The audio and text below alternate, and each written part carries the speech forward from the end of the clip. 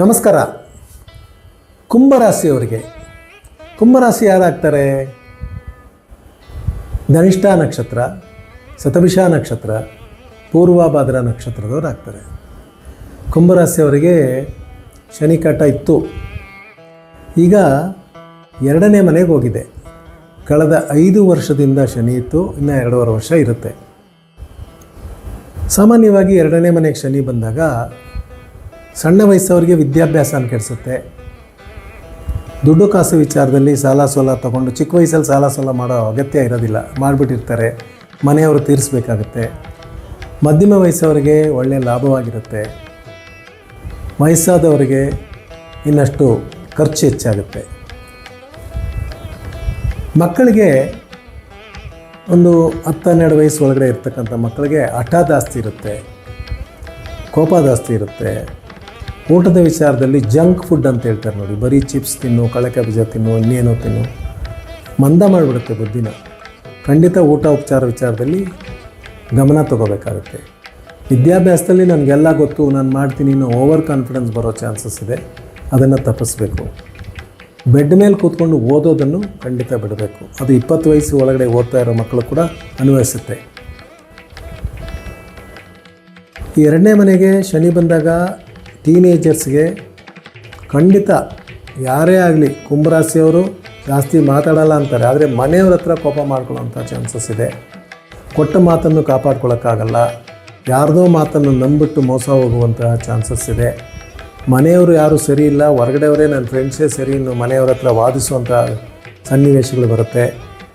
ಸ್ವಲ್ಪ ತಾಳ್ಮೆ ತಗೊಂಡು ನೀವು ಇದನ್ನೆಲ್ಲ ಯೋಚಿಸಿ ತೀರ್ಮಾನ ತಗೊಂಡ್ರೆ ಉತ್ತಮವಾದ ಫಲಿತಾಂಶಗಳು ನಿಮಗೆ ಸಿಗುತ್ತೆ. ಯುವಕರಿಗೆ 24-25 ವಯಸ್ಸು ಒಳಗಿರ್ತಕ್ಕಂಥವ್ರಿಗೆ 2-3 ಪ್ರಯತ್ನ ಮಾಡಿಬಿಟ್ಟೆ ಸರ್, ನಾನು ಮಾಡಲಾ ಬೇಡವಾ, ಕೆಲಸಕ್ಕಾಗಲಿ ಓದೋದಕ್ಕಾಗಲಿ ಬದಲಾವಣೆಗಾಗಲಿ. ಖಂಡಿತ ಜನ್ಮ ಶನಿ ನಿಮಗಿತ್ತು, ಕಳೆದ 2.5 ವರ್ಷ ಕುಂಭರಾಶಿ ಮೇಲೆ ಇತ್ತು. ಈಗ ಮೀನರಾಶಿಗೆ ಹೋಗಿರೋದ್ರಿಂದ, ಗುರುವಿನ ಮನೆಗೆ ಹೋಗಿರೋದ್ರಿಂದ ಗುರುವಿನ ದೃಷ್ಟಿ ನಿಮ್ಮ ಜಾತಕಕ್ಕೆ ಬೀಳುತ್ತೆ. ಗುರುವಿನ ದೃಷ್ಟಿ ಹೆಂಗಪ್ಪ ಅಂದರೆ ಋಷಭ ರಾಶಿಯಿಂದ ಮಿಥುನ ರಾಶಿಗೆ ಗುರು ಈ 16ನೇ ತಾರೀಕು ಹೋಗ್ತಾನೆ. ಆವಾಗ ಗುರು ಅಲ್ಲಿಂದ ಕುಂಭರಾಶಿಯನ್ನು ನೋಡ್ತಾನೆ. ಆ ಕುಂಭರಾಶಿ ನೋಡೋದ್ರಿಂದ ಶನಿ 2ನೇ ಮನೆಗೆ ಹೋದರೂ ಕೂಡ ಕೆಲವು ವಿಚಾರಗಳಲ್ಲಿ ಸಮಾಧಾನ ಸಿಗುವಂತಹ ಚಾನ್ಸಸ್ ಇದೆ. ಮಧ್ಯಮ ಏಜ್ ಇರ್ತಕ್ಕಂಥವರಿಗೆ ಖಂಡಿತ ಒಳ್ಳೆಯದು. ಹಣಕಾಸಿನ ವಿಚಾರದಲ್ಲಿ ಅಭಿವೃದ್ಧಿ ಇರುತ್ತೆ.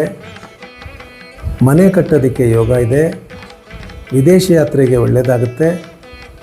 ಸ್ವಲ್ಪ ದುಡುಕಿ ಏನಾದರೂ ತೀರ್ಮಾನ ತೊಗೊಳಕ್ಕೆ ಹೋಗೋದು ಬೇಡ. ಸ್ವಲ್ಪ ವಿಚಾರಿಸಿ, ಯಾವುದೇ ಕೆಲಸ ಆಗಲಿ ವಿಷಯ ಗೊತ್ತಿರೋರ ಹತ್ರ ಒಂದು ಸಲ ಕೇಳ್ಬಿಟ್ಟು ಮಾಡೋದು ಉತ್ತಮವಾಗಿರುತ್ತೆ. ಸಾಮಾನ್ಯವಾಗಿ ಕುಂಭರಾಶಿಯವರು ಸೈಲೆಂಟಾಗಿರ್ತಾರೆ, ಸ್ವಲ್ಪ ಮೂಡಿಯಾಗೂ ಇರ್ತಾರೆ. ಕೆಲವು ಸಮಯ ಏನು ಮಾಡಿರ್ತಾರೆ ಅಂತ ಅವ್ರಿಗೆ ಗೊತ್ತಿರಲ್ಲ. ಆಮೇಲೆ ನಾನು ಹಿಂಗೆ ಮಾಡಬಾರ್ದಾಗಿತ್ತು ಅಂತ ಬೇಸರ ಪಟ್ಕೋತಾರೆ. ಆದ್ದರಿಂದ 2ನೇ ಮನೆ ಶನಿ ನಿಮಗೆ ಮಾತಿನಲ್ಲಾಗಲಿ ಹಣಕಾಸಿನ ವಿಚಾರದಲ್ಲಾಗಲಿ ಸ್ವಲ್ಪ ಯೋಚನೆ ಮಾಡದೆ ಏನಾದ್ರು ಮಾಡಿಬಿಡೋವಂಥ ಸಾಧ್ಯತೆಯನ್ನು ಕೊಡ್ತಾನೆ. ನೀವು ಯೋಚಿಸಿ ಮಾಡೋರಾದರೂ ಕೂಡ ಈಗ ಆ ಥರ ಪರಿಸ್ಥಿತಿ ಬರುತ್ತೆ, ಅದರಲ್ಲಿ ಗಮನ ಇರಲಿ. ಹೆಣ್ಣುಮಕ್ಕಳಿಗೆ ಸ್ವಲ್ಪ ಮಾತಾಡದೇ ಇರೋರು ಕೂಡ ಮಾತಾಡೋಕ್ಕೆ ಶುರು ಮಾಡುವಂತಹ ಗ್ರಹ ಇದು. ಖಂಡಿತ ನಿಮ್ಮ ಮಾತಿಗೆ ಬೆಲೆ ಕೊಡೋರು ಇರ್ತಾರೆ, ಅವ್ರನ್ನ ಕೇಳ್ರಿ ಅವ್ರು ಸರಿಯಾಗಿ ಹೇಳ್ತಾರೆ ಅಂತ ಹೇಳುವವರು ಇರ್ತಾರೆ. ನೀವು ಅದನ್ನೇ ಮೇಂಟೈನ್ ಮಾಡೋದು ಉತ್ತಮ. ಯಾಕಂದರೆ ಈಗ ಕಳೆದ 5 ವರ್ಷದಲ್ಲಿ ಉತ್ತಮವಾದ ಫಲಿತಾಂಶಗಳು ಸಿಕ್ಕಿದೆ. ಬಂದಿರೋ ದುಡ್ಡಾಗಲಿ ಅಥವಾ ಸಿಕ್ಕಿರೋ ಸೈಟ್ ಆಗಲಿ ಅದರಲ್ಲಿ ಮನೆ ಕಟ್ಸೋದ ಅಥವಾ ಮುಂದಕ್ಕೆ ಏನಾದ್ರು ಮಾಡೋದ, ಶ್ರಮ ಇರುತ್ತೆ. ಶ್ರಮ ಇಲ್ಲದೆ ಫಲ ಇರೋದಿಲ್ಲ. ಒಂದು ಕಲ್ಲು ಒಳ್ಳೆ ಶಿಲ್ಪವಾಗಬೇಕಾದ್ರೆ ಉಳಿ ಇಟ್ಕೊಂಡು ಹೊಡಿತಾ ಇರ್ತಾನೆ, ಅದೆಲ್ಲ ತಡ್ಕೊಂಡ್ರೇ ಅದಕ್ಕೆ ಒಂದು ಆಕಾರ ಬರೋದು. ಆ ರೀತಿ ಈ ಸಲ ನಿಮಗೆ ಬರುವಂತಹ ಶನಿ ನಿಮ್ಮ ಶ್ರಮಕ್ಕೆ ಸರಿಯಾದ ಫಲವನ್ನು ಕೊಡುವಂತಹ ಶನಿಯಾಗಿರ್ತಾನೆ. ಆರೋಗ್ಯದ ವಿಚಾರದಲ್ಲಿ ಸ್ವಲ್ಪ ಕತ್ತು, ಮೂಗು, ಥೈರಾಯ್ಡು, ENT ಪ್ರಾಬ್ಲಮ್ಸು ಇದು ಬರುವಂಥ ಚಾನ್ಸಸ್ ಇದೆ. ಅದನ್ನು ಸರಿಯಾಗಿ ಗಮನಕ್ಕೆ ತಗೊಳ್ಳೋದು ಉತ್ತಮ. ಡಾಕ್ಟ್ರಿಗೆ ನಾಳೆ ಇದ್ದೆ ಅದನ್ನು ಹಿಂಬಾಲಿಸೋದು ಉತ್ತಮ. ಏನೂ ನನಗಾಗಲ್ಲ 4 ದಿವಸ ಮಾತ್ರೆ ತಿನ್ನೋದು ಆಮೇಲೆ ಬಿಟ್ಬಿಡೋದು ಬೇಡಿ. ಮತ್ತೆ ಒಂದು ಸಲ ಅದನ್ನು ಕನ್ಫರ್ಮ್ ಮಾಡಿಕೊಂಡು ಕೆಲಸಗಳನ್ನು ಮಾಡಿ.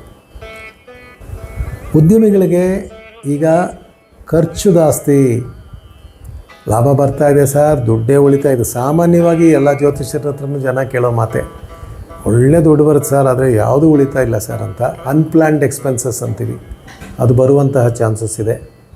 ಇನ್ನು ಕೆಲವರು ನಿಮ್ಮ ತಂದೆ ತಾಯಿಗೆ ಏನಾದ್ರು ಇನ್ಶೂರೆನ್ಸ್ ರಿನ್ಯೂ ಮಾಡಬೇಕು ಅಂದರೆ, ನಿಮ್ಮ ಗಾಡಿಗಳ ಇನ್ಶೂರೆನ್ಸ್ ರಿನ್ಯೂ ಮಾಡಬೇಕಂದ್ರೆ, ನಿಮ್ಮ ವಾಹನಕ್ಕೆ ಸಂಬಂಧಪಟ್ಟಂಥ RC ಬುಕ್ ಆಗಲಿ, ಲೈಸೆನ್ಸ್ ಆಗಲಿ, ಇದೆಲ್ಲ ರಿನ್ಯೂ ಮಾಡಬೇಕಾದ್ರೆ ಅದನ್ನೆಲ್ಲ ಮಾಡಿಸ್ಕೊಂಬಿಡಿ. ಇಲ್ಲಾಂದರೆ ಫೈನ್ಸ್ ಕಟ್ಟಬೇಕಾದಂಥ ಪರಿಸ್ಥಿತಿ ಬರುತ್ತೆ. ಟ್ಯಾಕ್ಸ್ ವಿಚಾರದಲ್ಲಿ ಕೂಡ ಚೆನ್ನಾಗಿ ನಡೀತು, 4 ವರ್ಷ ಯಾರೂ ಕೇಳಲಿಲ್ಲ ಅಂತಿರಬೇಡಿ. ಶನಿ ಹೋಗೋ ಟೈಮಲ್ಲಿ ಸ್ವಲ್ಪ ಕಾಷನ್ ಕೊಟ್ಟೋಗ್ತಾನೆ, ಅದನ್ನು ಸರಿಪಡಿಸ್ಕೊಳ್ಳೋದು ಉತ್ತಮವಾಗಿರುತ್ತೆ. ಕೆಲಸ ಮಾಡುವವರಿಗೆ ಭಾಳ ದಿವಸದಿಂದ ಪೆಂಡಿಂಗ್ ಬರುತ್ತೆ, ಬೋನಸ್ ಬರುವಂತಹ ಚಾನ್ಸಸ್ಸು. ಎಲ್ಲ ಗ್ರೂಪಾಗಿ ಸೇರಿಕೊಂಡು ಏನಾದ್ರು ಸೈಟ್ ತೊಗೋಬೇಕು ಅಥವಾ ಯಾವುದಾದ್ರು ವ್ಯವಸಾಯದಲ್ಲಿ ದುಡ್ಡು ಹಾಕಬೇಕು ಅಂತಿದ್ದರೆ ಖಂಡಿತ ಅದಕ್ಕೆ ಉತ್ತಮ ಫಲಗಳು ಸಿಗುವಂಥ ವರ್ಷವಾಗಿರುತ್ತೆ. ಸಿನಿಮಾದವರಿಗೆ, ಮೀಡಿಯಾದವರಿಗೆ ಮತ್ತಷ್ಟು ಅವಕಾಶಗಳು, ಬೇರೆ ಬೇರೆ ಭಾಷೆಗಳಲ್ಲಿ ಅವಕಾಶಗಳು ಸಿಗುವಂಥ ಚಾನ್ಸಸ್ಸು.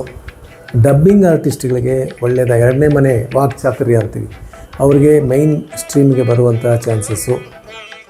ಹಣಕಾಸು ವಿಚಾರದಲ್ಲಿ ಮನಸ್ಸಮಾಧಾನ, ಇದೆಲ್ಲ ಸಿಗುವಂಥ ಒಂದು ವರ್ಷವಾಗಿರುತ್ತೆ. ಸ್ವಂತವಾಗಿ ಏನಾದರೂ ಪ್ರಾರಂಭ ಮಾಡ್ಬೋದಾದರೂ ಕೂಡ ಖಂಡಿತ ಮಾಡ್ಬೋದು. ವಯಸ್ಸಾದಂತಹ ಕುಂಭರಾಶಿಯವರಿಗೆ 2ನೇ ಮನೆಗೆ ಶನಿ ಬರೋದರಿಂದ ನಿಮ್ಮ ದುಡ್ಡು ಕಾಸು ಕೂಡ ಹಾಕಿರೋ ವಿಚಾರದಲ್ಲಿ ಅಥವಾ ಸೈಬರ್ ಕ್ರೈಮ್ ಅಂತ ಹೇಳ್ತೀವಿ, ಯಾರೋ ಫೋನ್ ಮಾಡಿದ್ರು, OTP ಕೇಳಿದ್ರು, ಅದನ್ನು ಮಾಡಿದ್ರು, ಇದನ್ನು ಮಾಡಿದ್ರು ಅಂತ ಮಾಡೋಕ್ಕೆ ಹೋಗ್ಬೇಡಿ. ಗೊತ್ತಿದ್ರೂ ಕೂಡ ಕೆಲವು ಸಮಯ ನಾವು ಸಿಗಾಕೊಂಡ್ಬಿಡ್ತೀವಿ, ಪ್ರೆಷರ್ ಬರುತ್ತೆ, ಅದನ್ನು ಮಾಡೋಕ್ಕೆ ಹೋಗಬೇಡಿ. ಖಂಡಿತ ಸ್ವಲ್ಪ ಸಮಾಧಾನವಾಗಿರಿ. ಸ್ವಲ್ಪ ಕೆಲವ್ರ ಹತ್ರ ಮಾತಾಡೋದ ಬೇಡವಾ ಅಂತ ನೀವೇ ಯೋಚನೆ ಮಾಡಿ. ಅಂದರೆ ಹೆಚ್ಚಿನ ಮಾತು ಬೇಡ. ಮೊದಲೇ ಮಾತಾಡಲ್ಲ ನಾವು, ಇದ್ದರೂ ಕೂಡ ಈ ಥರ ಶನಿಗ್ರಹ ನಾಲ್ಗೆ ಮೇಲಿದ್ದಾಗ ಏನಾದ್ರು ಹೇಳಿಸ್ಬಿಡುತ್ತೆ, ಅದಕ್ಕೆ ಸ್ವಲ್ಪ ಹುಷಾರಾಗಿರಿ. ಅತ್ತೆ ಸೊಸೆ, ಅಳಿಯ ಮಾವ, ಈ ಕಾಂಬಿನೇಷನ್ನಲ್ಲಿ ಅಭಿಪ್ರಾಯ ಭೇದಗಳು ಬರುವಂತಹ ಸಾಧ್ಯತೆ ಇದೆ. ನಿಮ್ಮ ಅಳಿಯ ಹೇಳೋದು ಸರಿಯಾಗೇ ಇರ್ಬೋದು, ಅವ್ರಿಗೆ 2ನೇ ರೌಂಡ್ ಶನಿ ಇರ್ಬೋದು, ನಿಮಗೆ 3ನೇ ರೌಂಡ್ ಶನಿ ಇದೆ. ಅವ್ರು ಹೇಳೋದೊಂದು, ನೀವು ಕೇಳೋದೊಂದು ಆಗಿಬಿಟ್ರೆ ಮನೆಯಲ್ಲಿ ಗೊಂದಲಗಳು ಬರುತ್ತೆ. ಮೊಮ್ಮಕ್ಕಳ ವಿಚಾರದಲ್ಲಿ ಸ್ವಲ್ಪ ಗಮನ ತಗೋಬೇಕಾಗುತ್ತೆ, ಅವರಿಗೆ ಸಹಕಾರಗಳನ್ನು ಮಾಡಬೇಕಾಗುತ್ತೆ. ಹಳೆಯ ಒಡವೆ ವಸ್ತ್ರ ಏನಾದ್ರು ಅಡವಿಟ್ಟಿದ್ರೆ ಅದನ್ನು ಬಿಡಿಸ್ಕೊಳ್ಳುವಂತಹ ವರ್ಷವಾಗಿ ಕೂಡ ಇರುತ್ತೆ. ಒಟ್ಟುಮೊತ್ತಾಗಿ ಆರೋಗ್ಯದಲ್ಲಿ ಸ್ವಲ್ಪ ಏರುಪೇರು ಇದ್ದರೂ ಕೂಡ ಜನ್ಮಶನಿ ಬಿಟ್ಟು 2ನೇ ಮನೆಗೆ ಬಂದಿರೋದ್ರಿಂದ ಸ್ವಲ್ಪ ಎಲ್ಲ ವಿಚಾರದಲ್ಲೂ ಕೂಡ ಅಭಿವೃದ್ಧಿ ಸಿಗುವಂತಹ ವರ್ಷವಾಗಿರುತ್ತೆ. ರಂಗನಾಥ ಸ್ವಾಮಿಯ ದರ್ಶನ ನಿಮಗೆ, ಯಾಕಂದರೆ ಶುಕ್ರ ಮೀನರಾಶಿಯಲ್ಲಿ ಉಚ್ಚಸ್ಥಾನ, ಶುಕ್ರನಿಗೆ ಅಧಿಪತಿ ರಂಗನಾಥ. 2ನೇ ಮನೆ ಅಂದರೆ ಮೀನರಾಶಿಗೆ ಶನಿ ಹೋಗಿರೋದ್ರಿಂದ ರಂಗನಾಥ ದರ್ಶನ ನಿಮಗೆ ಮನಸ್ಸಿಗೆ ಶಾಂತಿ ಕೊಡುತ್ತೆ. ಅಥವಾ ರಂಗನಾಥ ಅಷ್ಟಕ ಅಂತ ಬರುತ್ತೆ, ಅದನ್ನು ಕೇಳಿಸ್ಕೊಳ್ಳಿ, ವಿಶೇಷವಾದ ಫಲಗಳಿರುತ್ತೆ. ನಮಸ್ಕಾರ.